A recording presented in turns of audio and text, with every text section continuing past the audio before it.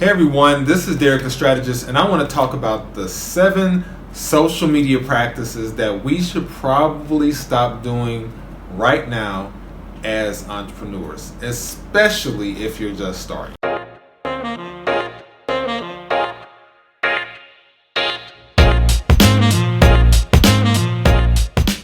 Number 1, the whole follow-unfollow game. Well, this is not okay just for a few reasons. Number 1, it's just not cool, right? So follow-unfollow game is when people come in, they'll follow you and maybe even like a post or two, and then maybe a couple days later just unfollow. If you don't want to follow somebody, just don't follow them. And I understand that you want to keep your follow ratio up probably 2 or at least 3 to 1.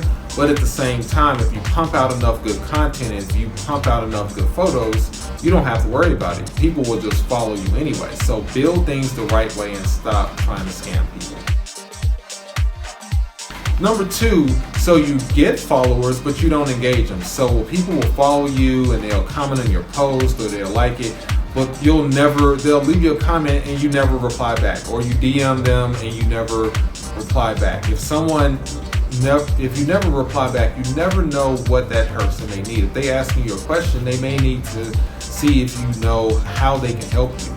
So a lot of times, if you ignore DMs, you ignore comments, then people are just turned off. So always, if you see them, at least sometimes, things, when you get enough of them, some things slip through the crack. But don't be intentional by just ignoring your followers or ignoring comments or ignoring people, and don't engage. So if you see a post, maybe like it, or better yet, even comment, especially if it's something that is in your realm or if it's a problem that you can fix.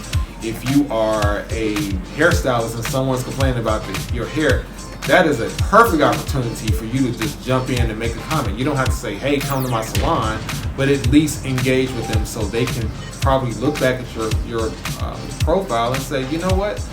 Let me engage with this person and let's see if this is a person I can use. It works wonders. You'd be surprised at what type of clients or customers that you can pick up just by simply engaging with people. Number 3, don't make every post a sale of something, because people are just going to unfollow you. It gets annoying. People don't like being sold to. And as a marketer, I know when I'm being sold to, and it annoys me. But sometimes I like being sold to because it's information that I'm interested in. But if I go to your post and every single post is about join this, buy that, do this, do that, I'm really turned off. Give me some information. Give me something that actually connects me to you. Because a lot of times we just don't want to see join this, buy this product, buy this product, buy this product. Even stores that don't do anything but sell things don't have 20% off sales every single post. If you go to the Gap's Instagram, you're not going to see everything for sale. What you'll see are photos and images of usually people active in some type of clothing. It'll be more discreet, but it won't be sell, sell, sell, sell, sell. So what I use is what I call the 80-20 method. So 80% content and maybe 20% selling. Sometimes even less. Maybe out of 10 photos or 10 pieces of content, I may put 1 or 2 salesy types of things. So join this, do that, and so forth. Now, asking someone to follow your YouTube channel is fine, or asking them to follow another piece of social media, that's fine every so often. But when it comes to, hey, buy my book or buy my $500 course every single one, that's just not something that you should practice regularly. Again, remember the 80-20 rule. Number 4 is being a variety show, because people they come to your page for a reason. So you just being all over the place as an entrepreneur. Now, if this is your personal page, throw this piece of advice out the window. You can do whatever you want. But if you are actually in business and you're trying to promote yourself or promote your product, talking about 2 different things that have nothing to do with your product or your brand or your customer base really doesn't resonate with people. So people are there seeking marketing. Like for me, people are here seeking either marketing advice, they want to see some inspiration about small business, so forth. So I don't really need to get into politics. So yes, I have personal opinions about it. So if I have personal opinions about it, that's on my personal page. However, on this page, I use it specifically for things that are marketing, business related, digital nomadism, and so forth. So I try to keep my content consistent. So always remember to keep your content, keep your brand consistent, so there's no need to talk about things that have nothing to do with what you're trying to promote. Number 5, people actually buy from you, not necessarily because of your product or your service. Doing videos, showing your face, doing something, talking about things that are related to your brand, that helps. Because people connect with you and then they want to become your customer because of you, not because of your knowledge base. Like for me, for example, the stuff that I'm teaching and telling people is not something that you can't find by Googling. Most of the stuff, that's how I learned, through a book or Google.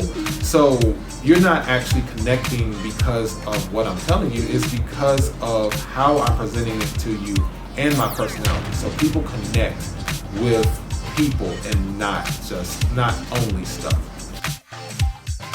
Number 6, not planning your content, just throwing stuff out there and hoping it'll stick. Planning content and being consistent is a lot of pressure, right? Because you'll say, oh my God, I gotta post on Monday. Oh my God, I gotta post on Thursday. A good thing to do is plan your content. Let me figure out some good topics. Let me do some research. What are people interested in? What can I provide? Let's plan this content out so that when it's time to create it, then I'm not struggling for topics. And not only am I not struggling for topics, I have it planned out and I have it scheduled, so I'm not rushing to do everything. So there are a ton of content planning tools and schedulers, and so on another video, I will actually go through some of my personal favorites. So remember, don't stress out about your content, about your planning and so forth.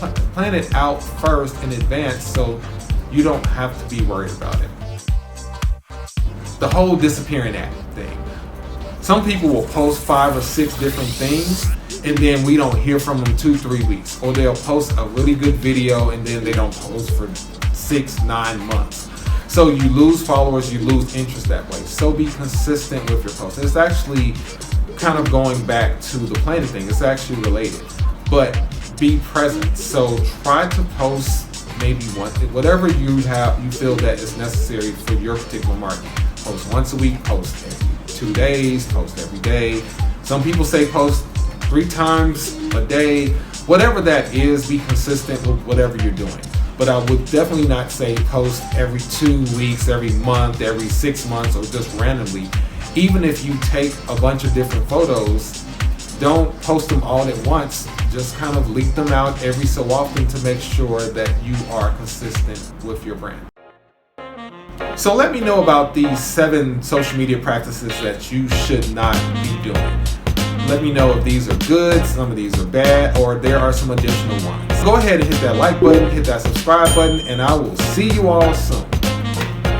To learn more about me, visit my website at www.derekthestrategist.com, as well as Instagram at Derek the Strategist and Twitter at The Strategist.